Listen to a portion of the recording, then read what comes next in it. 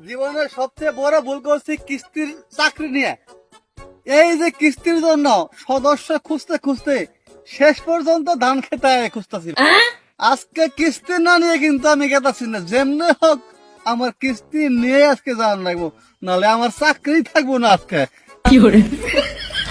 আজকে বউ তো আমার কইলো কিস্তি এলা আজকে আমার বাড়িতে আইবা, আজকে 3-4 মাস ধরে কিস্তি দেয় না, আজকে এর জন্য ঘাস কাটবে আইবছে হারা দিন, আর আমি বাড়ি যাবো না।